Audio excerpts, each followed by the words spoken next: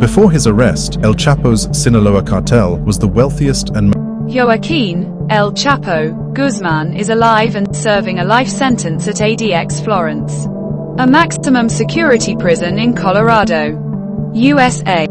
He escaped from prison twice. First in 2001 from Puente Grande and then in 2015 from Altiplano through an elaborate tunnel. His wealth was estimated to peak at over $1 billion. But much of it remains hidden or seized.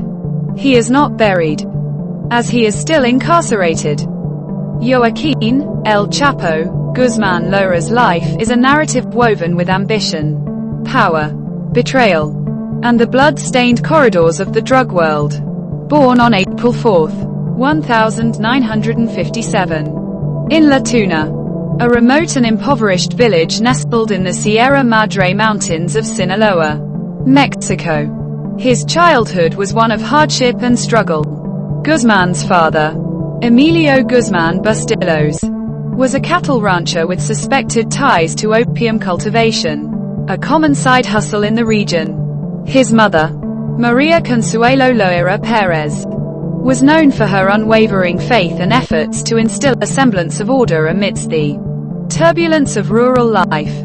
Guzman was one of several siblings, including Arturo, Miguel Angel, and Aureliano, many of whom would later walk the same treacherous path.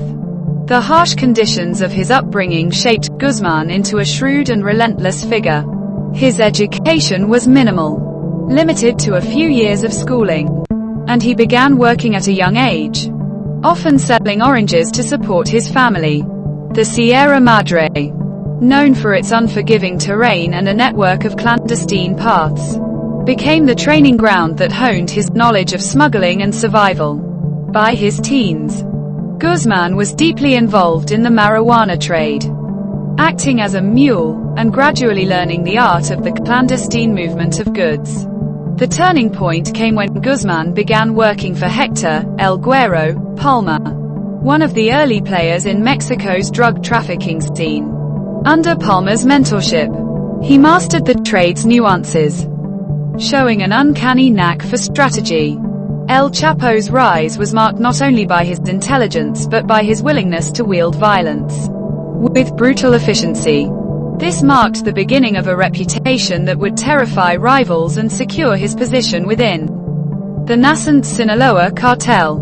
In 1989, following the arrest of Miguel Angel Felix Gallardo, known as El Padrino, and leader of the Guadalajara Cartel, the Mexican drug world fractured. This created a power vacuum that Guzman, alongside Ismael, El Mayo, Zambada, and Palma, capitalized on. They established the Sinaloa Cartel, strategically positioning themselves to dominate key drug routes into the United States. Guzman's innovative approach included the construction of sophisticated tunnels beneath the border, allowing for an unprecedented flow of cocaine, marijuana, heroin, and methamphetamine. These tunnels were often equipped with lighting and ventilation systems, showcasing his forward-thinking and resourceful nature. During the 1990s, El Chapo's operations reached new heights, not only in scale but in audacity.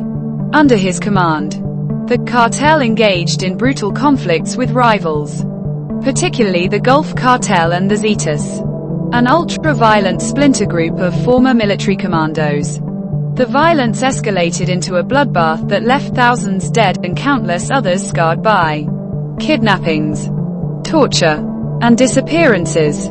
Guzman's involvement was not limited to giving orders. He was known to be hands-on, participating in interrogations and overseeing executions to ensure loyalty and eliminate threats. Despite his growing infamy, Guzman managed to evade authorities for years.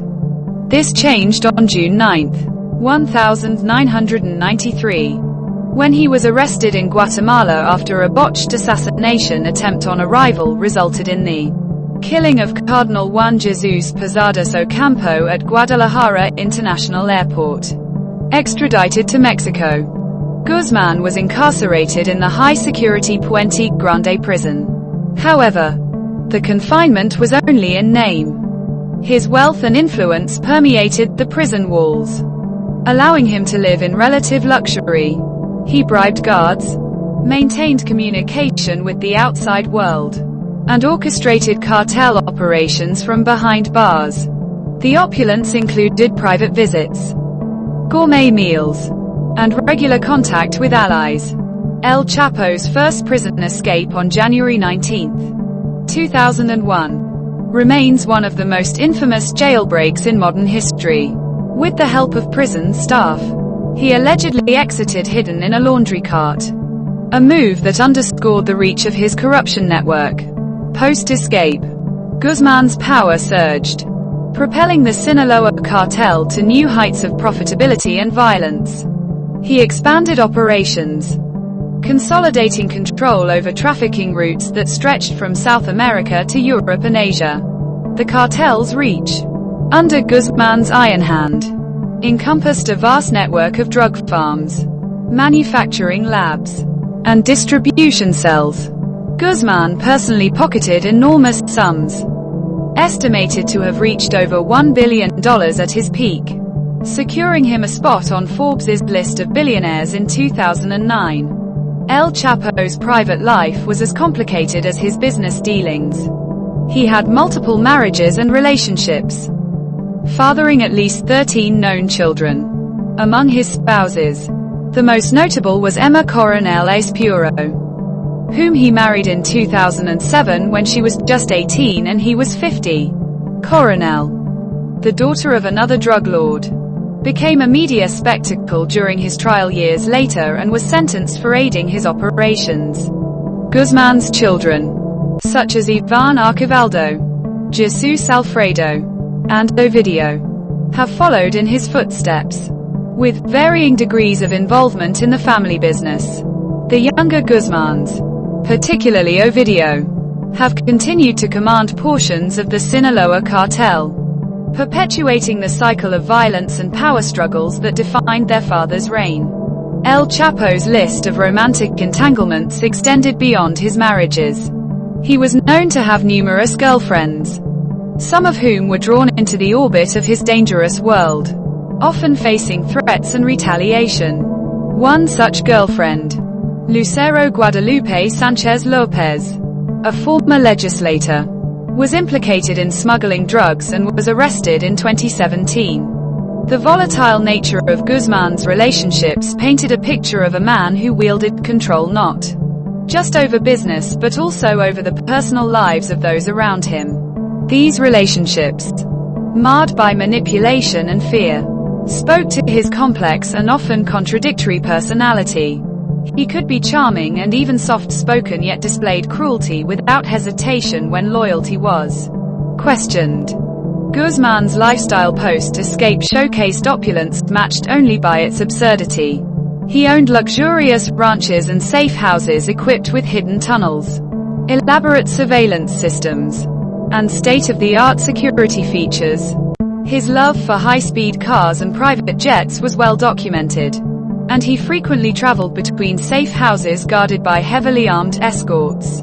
Guzman's insistence on maintaining a lavish standard extended to food, clothing, and even his hygiene routines. Reports from seized properties highlighted bathrooms stocked with high-end grooming products and kitchens that never wanted for gourmet supplies. Despite his tight security, Guzman's hubris would be his undoing. On February 22, 2014, he was captured in a modest condominium in Mazatlan, Sinaloa, after a raid led by Mexican Marines with support from U.S. intelligence.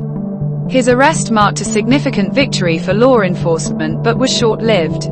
On July 11, 2015, less than 18 months later, Guzman escaped from Altiplano prison in a meticulously planned operation that involved a mile-long tunnel dug directly beneath his cell.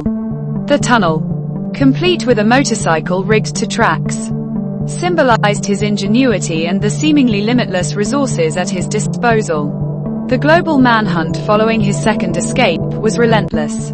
Guzman's desperation to secure a biographical film about himself, a move that involved meetings with Hollywood actors and producers, ultimately exposed him to authorities.